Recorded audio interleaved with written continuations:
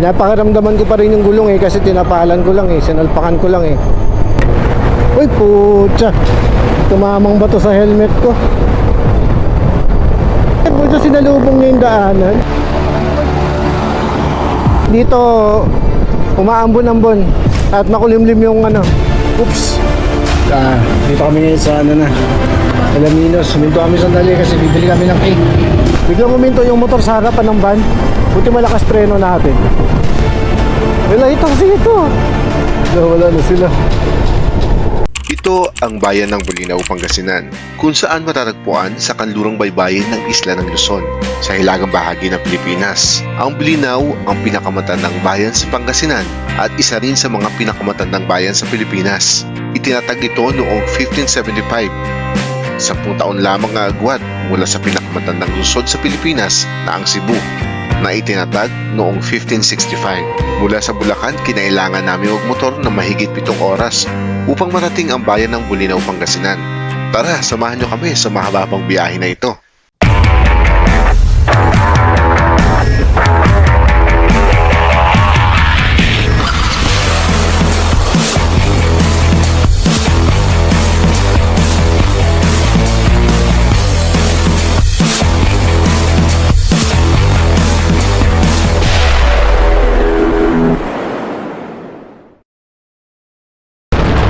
Okay, dito na tayo sa San Luis, Pampanga.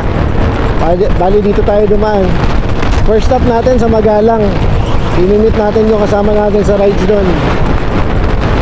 9:30 ng umaga kami umalis ng Bulacan. Pagkagali ng shift ay diretso na kaagad sa biyahe. Wala nang tulugan to. Napakaganda ng bukirin. Sarap sa mata. Nakakamiss mag-drive ng malayo. Ganda naman dito. May watawat ng Pilipinas kada ganda ng daan. So another chill ride. Sana hindi umulan. Sana ganito lang yung panahon. Kahit kumilimlim okay lang. Sa wag umulan. So yun guys, samahan nyo kami sa biyahe natin ngayon. Medyo malayo-layo na naman to at medyo matagal-tagal yung huli nating rides. Nakakabuhay ng dugo kapag nagbibiyahe talaga Ayun, kasalukuyan na nagbibiyahe tayo. Ang oras 10:30 na ng umaga. Talagang mainit yung natin, yung biyahe natin. Ang sasakyan ni Kuya, ayun ang baba parang laruan lang Customize yan. Parang bomb car.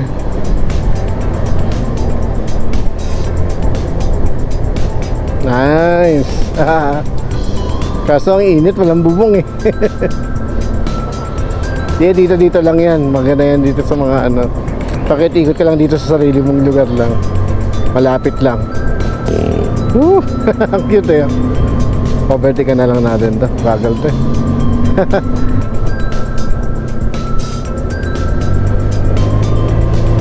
Diyan lang nga lang siya, malapit nga lang, totoo nga. Yun guys, dito na kami sa Magalang.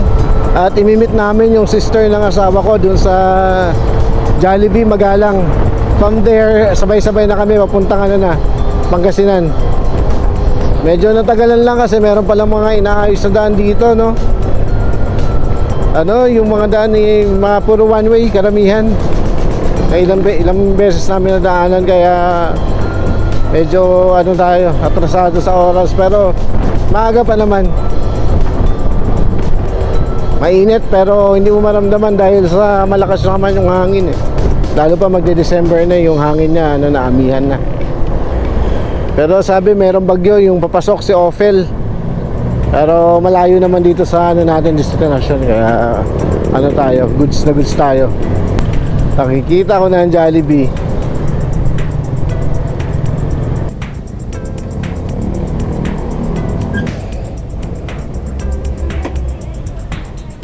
Sila yung sister ng asawa ko. Dito tayo sa Magalang. Tapos na rin kami magmerienda. Tapos biyahe na ulit. Papunta naman tayo ng ngayon. Tatawirin naman natin papuntang Tarlac. Malayo pa ang ating bibiyahin. Sa mahigit 135 kilometers pa o 150 kilometers. Dahil yung Bilyanao Patar medyo malayo na yun eh. Talagang dulo na yun eh. Dulo na ng Pangasinan halos eh. May mga nag-long ride din, may mga kasamang OBR.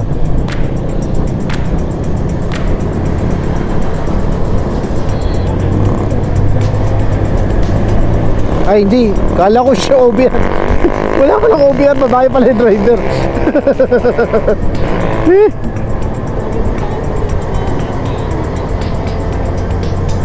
Siya pala driver.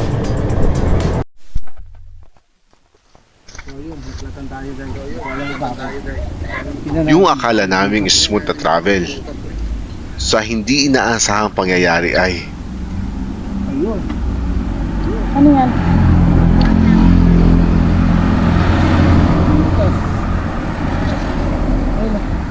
bigla kong napansin na gumigewang yung motor namin kaya Malaki? huminto muna kami. Ayun. Pagkatapos ko suriin ay nalaman ko na nabutasan pala kami ng gulong. Naiwan ko yung audio ko sa loob ng helmet kaya explain ko na lang sa inyo. Kabago-bago niyan ah.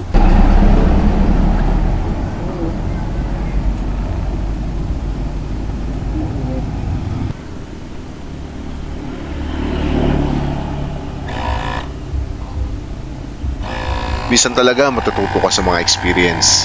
Like what happened nung nabutasan kami ng gulong sa Pantabangan. Kaputasan tayo.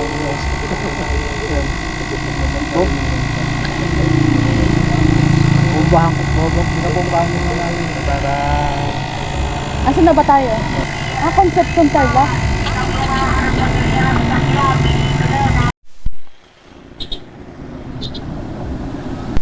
Asan na yung pansalpak mo? Wala na, tuyo na.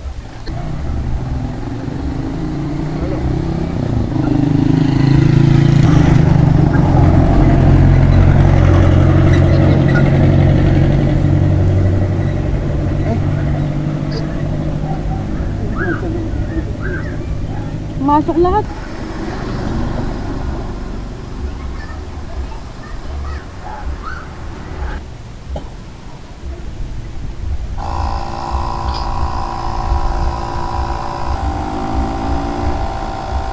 Habang nadadaanan kasi yan, sisiksik. Ha? Magkano bili mo dyan, Kuya Eman?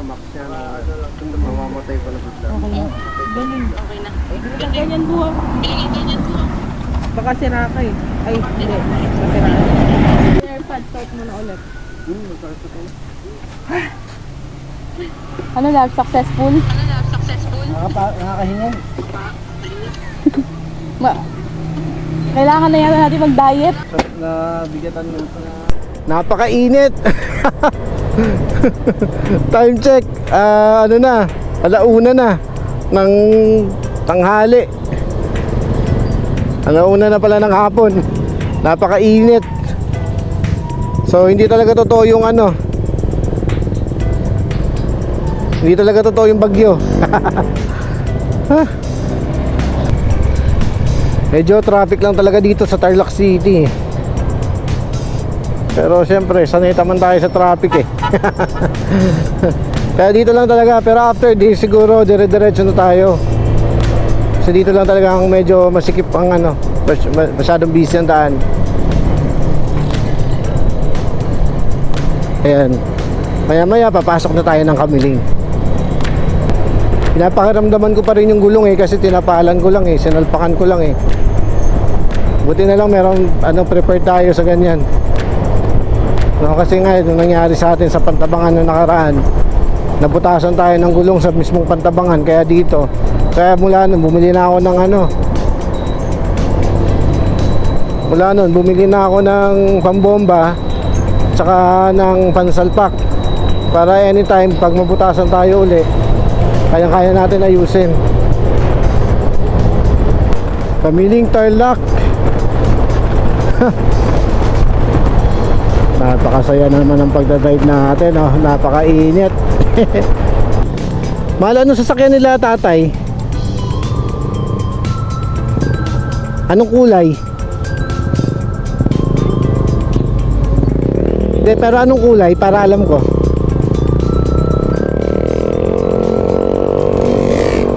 Pag in-click mo sila sa mapa, malalaman mo kung anong sasakyan yan eh.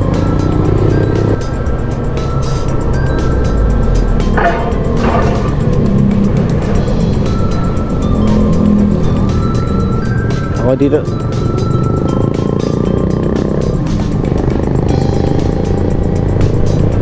Yun, so dito na tayo sa Pangasinan. Sakto, ginagawa pala yung tulay dito. Ayan. Yan, Pangasinan na tayo, pero malayo-layo pa to. Malayo-layo pa ang Bulinaw. Duluwasan yung Pangasinan ng Bulinaw.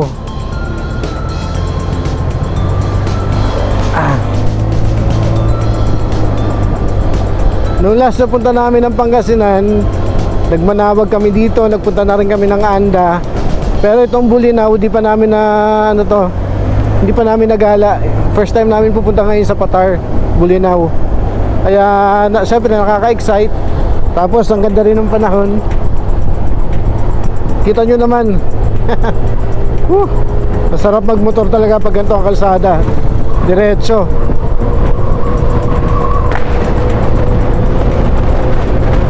Doon, nasa likod natin, kasama natin yung sister-in-law natin and brother-in-law. Hindi mabilis ng biyahe dahil wala ng traffic sa mga ganitong lugar. Tapos na yung traffic na area. Dami nakabilad na palay oh. Shoutout sa mga tropa natin dyan na sa bahay lang nanonood.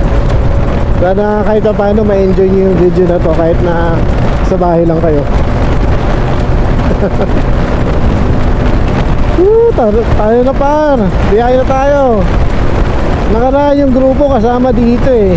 Pumunta sila dito eh, kaso hindi na tayo sumama kasi bali pupunta rin naman tayo dito. Bali Patar Beach din. Kung sumama tayo, twice tayo pumunta dito na sa loob ng isang buwan. Red plate, ibig sabihin sa government official to. Hilux Rescue. Uy, putya, tumamang ba to sa helmet ko? Di pa tayo nagtatanghalian, pero mas masarap yung kumain kapag nandun na eh.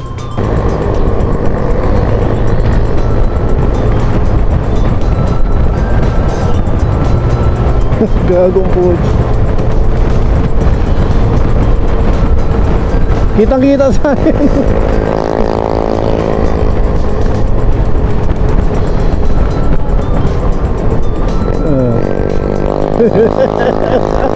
Kitang-kita naman kasi, puto sinalubong niya yung daanan. Ang laki ng kain ng buti sana kung konti lang eh. Hoy, nakita ko na naman yung kulay pink na simbahan. Sabihin, Pangasinan na talaga tayo.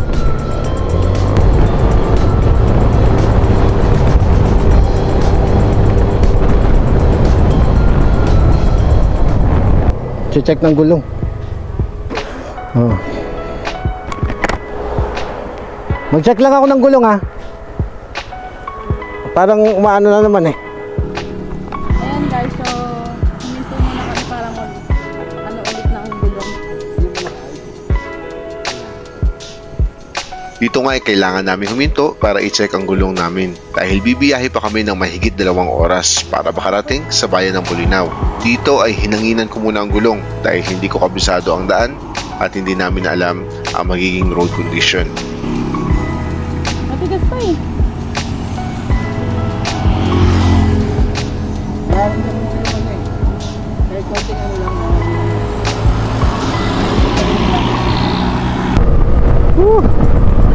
Welcome to Labrador. Time check 2:43 na ng hapon. Napakaganda na ng daan, wala nang ka-traffic talaga. Bibihira na lang yung sasakyan. Diretso na lang yung daan, no? Salamat naman sama ang panahon. Yan, ganyan lang, huwag masyadong mainit. Sakto lang.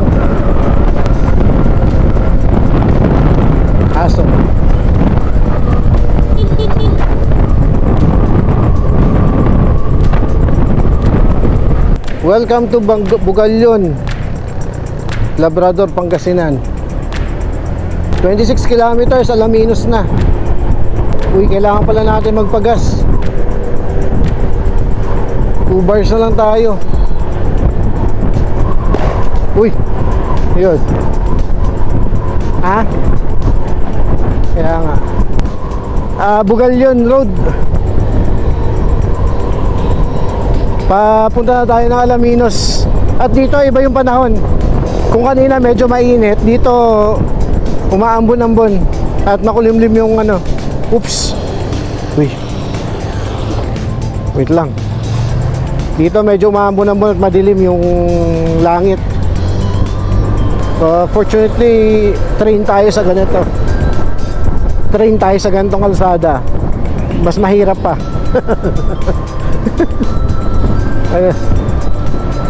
Kaya okay lang. 12 kilometers na daw sa Alaminos na tayo. Medyo malay-layo pa yan. Maaraw na umaambon. May kinakasal daw na tikbalang.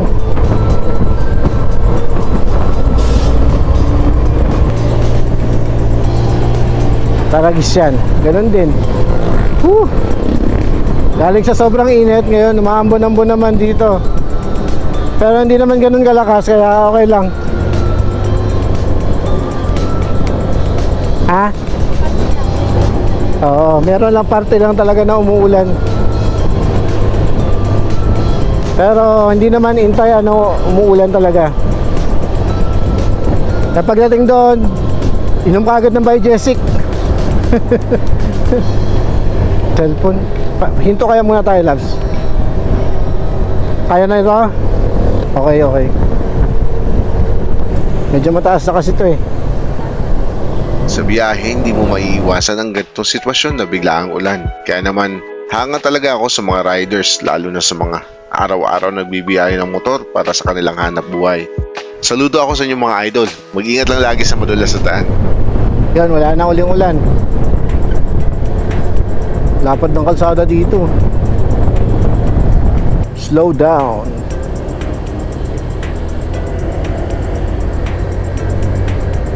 Wala na, patuyo na yung kalsada dito. Ayan guys, wala na dito ang ulan. Yung kalsada patuyo na oh. Oh, diba? Wala na dito ulan. Yung may ibang part lang talaga. Ayun, makulimlim na lang yung panahon. Hindi na tayo maiinitan. Welcome to City of Alaminos. Whew, yan na tayo. Alaminos na. Nakikita na natin ang Pag-asa. Maganda na yung panahon, hindi na mainit. Sa Alaminos na tayo. Lapit-lapit na. Palagay ko 1 oras na lang sa biyahe.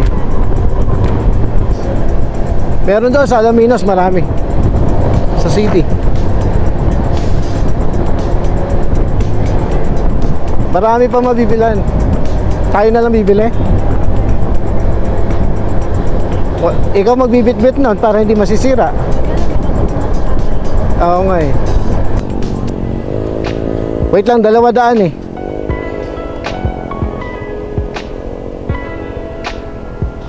Pwede tayo dito dumaan eh. Naka sentro ng Alaminos eh. Tara. Loves Galaxy Bake Shop.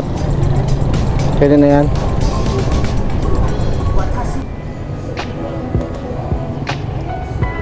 Bumili kami ng cake for my mother. Ay, pinuha na pala. Ito yung binili namin. Premium Triple Moist Chocolate.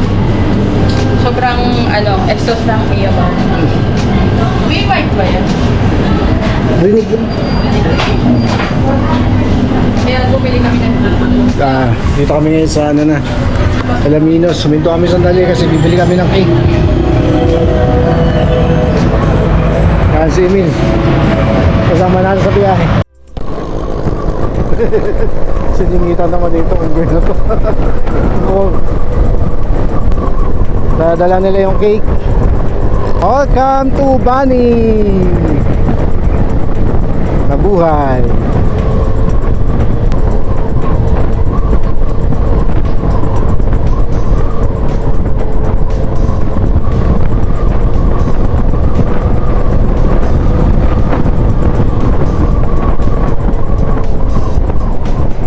Naramdaman na naman natin yung init.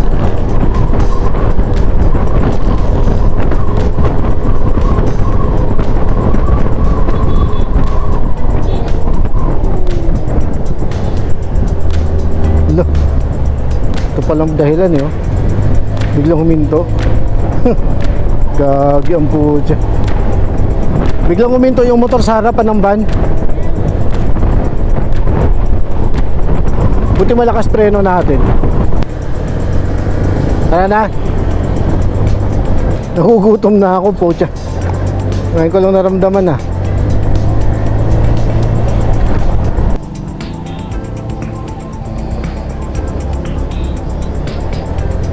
Kilometro na lang, 650 meters na lang daw.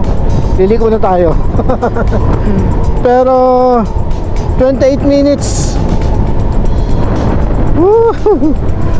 Ang sarap ng hangin na dito. Wala nang ibang sasakyan.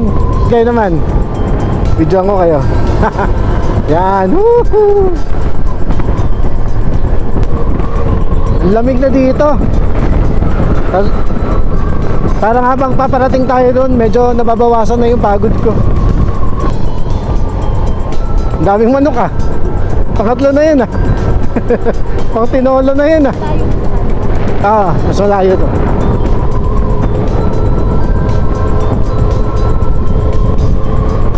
Daming manok ko, pasabong. Nakita siguro ng tatay kanina yan. Ngawit na yung paa niya. Ay, nahulog. Fairness, ang ganda ng daan dito, ano. Uwian na yung mga bata. Pati kayo, pahinga rin muna kayo.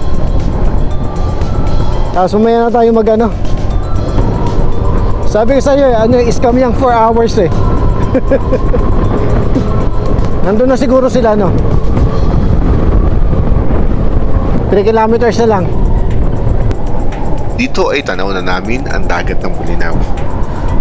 Pababa naman. Puro pababa na kasi papunta na tayong dagat eh. Laki oh. Ha! May lighthouse.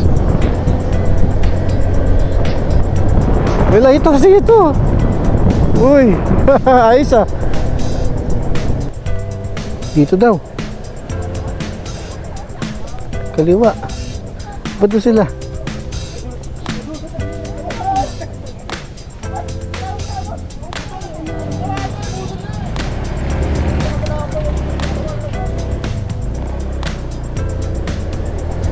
Wala na sila.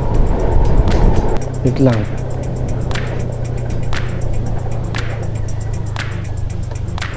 Ay sila huminto.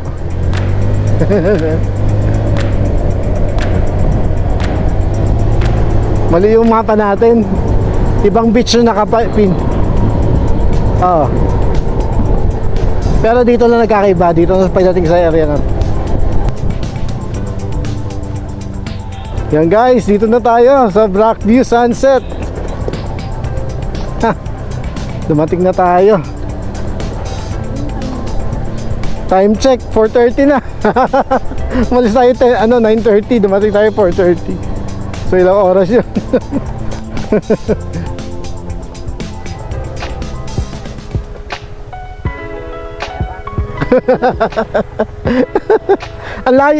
Ang layo pala nito. Ang layo pala.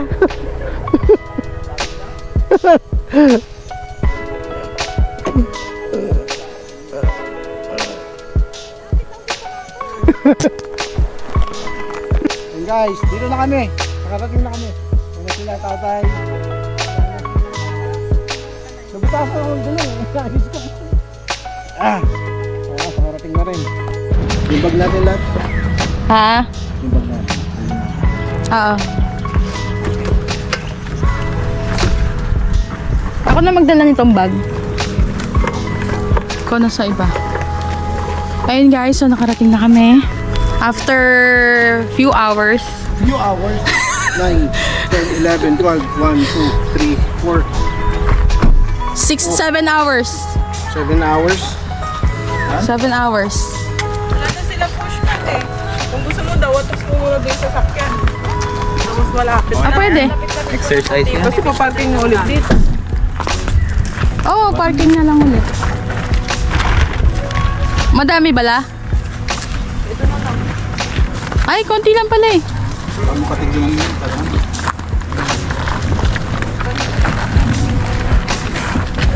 Ito na napatid eh.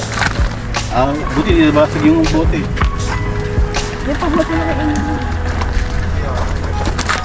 Ano to automatic? Oo. Matipid sa kuryente, sa gasolina. Nung matipid, naka 2,000 na nga, kaya... Wow, ang ganda! Saan tayo da? Dito. Dito ba? Ay, doon pala. Saan? Ayun, may cake.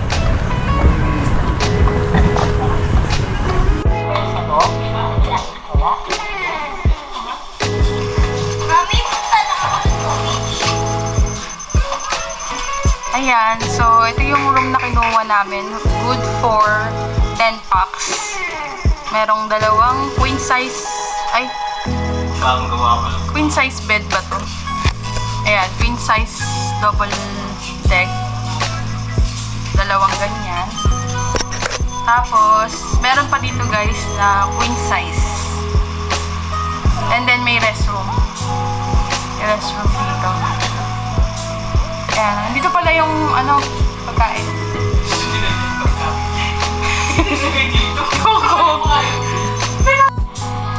Ayan, so ito yung restroom nila guys. For sharing na yun ang family. Ayan, so good for 10 packs to, pero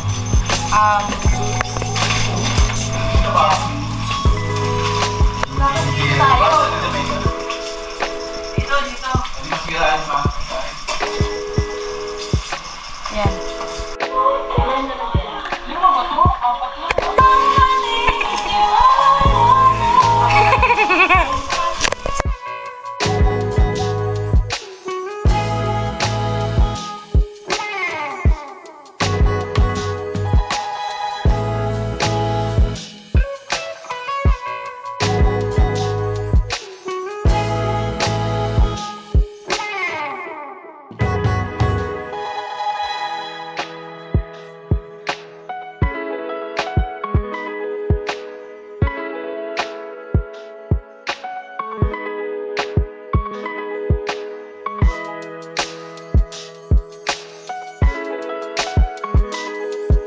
Sa lugar na ito ay tanaw ang kabuang Rock View Resort sa Bulinaw, Pangasinan.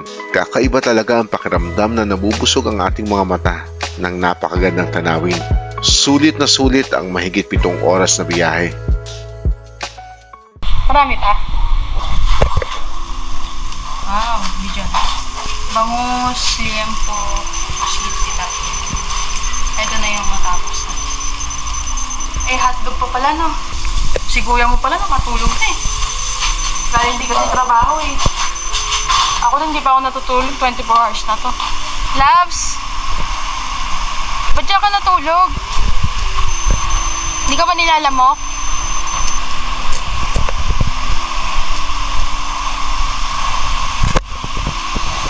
Ayan po ang video ng channel na ito. Tulog na tulog. Dito po natulog sa tabing dagat. Hindi ka ba nilalamok? Lamok. Wala? Sarap? Sarap ng duyan? Tapos yung tunog niya, pinapakinggan ko pag Ay, oo nga! Pampatulog mo! Ayan. Ayan po. Ganyan po siya pag bagong gising. Mag-hi ka muna. Magalit sila sa inyo. Hindi na kami guys nakapag-video. Grabe. Sobrang pagod namin. Kaya kumain lang muna kami and then nagpahinga. Ayan, gabi na kagad. 6 pa lang yan ng gabi. Lubog na yung araw. Wala na. Madilim na kagad. Ay, iniihaw ko pala to. Si Emil, nagtuloy. Ako nga eh, inaantok na rin ako. Kaya lang, parang gusto ko rin mag-swimming eh. Hindi ko makakapag-swimming ngayon dito. Doon, oo. Bukas tayo Doon. dito na umaga. Umaga, mano yan? Kaya lang, Pati daw sa Sambales, ang lakas daw ng alon eh. siyempre talaga eh. May ulan bukas. Kumakulog-kulog lang eh. Kaya nga eh. Buti nga hindi dito papunta yung ano eh. Hindi dito papunta yung bagyo. Hi guys, nakatulog ako dito sa may tabing dagat. Dito may mga duyan kasi dito. Pag natutulog kasi ako, nakikinig ako ng mga ganyang tunog. Tapos sa sobrang pagod siguro, nakatulog ako. Iihaw pa ako nung buti na lang may nagtuloy ng hindi. Grabe ka, iniwan mo pala. Natulog ako. Pagod na pagod ako kasi galing kami ng ship kanina, di ba? Tapos konti lang yung tulog, tapos biyahe 7 hours na yung motor. Straight. Tapos, hindi sana kung Naplatan magaan pa. lang, mabigat yung motor namin na dala. Daming bit. So bukas na lang update namin kayo. So ngayon, itinerary na lang, kakain, tatagay, tapos tulog. Tapos bukas, maliligo ulit, tapos mabiyahe ulit. Takip. Hindi na ako nakapag-update sa inyo guys dahil sobrang pagod na ako kagabi. 12 noon check out namin sa accommodation at sa oras na ito, napagpasya namin umuwi na sa Bulacan at Pampanga. So yun guys, ito sa likod natin yung yung 4 wheels na kasama natin. Gago yun kainin pa yung daan natin. Let's go. Tayo ngayon, spearhead. Sa likod sila ng sasakyan. Medyo malayo sila. Sila Ella ba yun? Kanina yung nadaanan natin, 3. Parang ang bagal ng takbo nila. Sobra. Ang tagal ko sila makita sa likod ni tatay. Tatay, paunahin natin.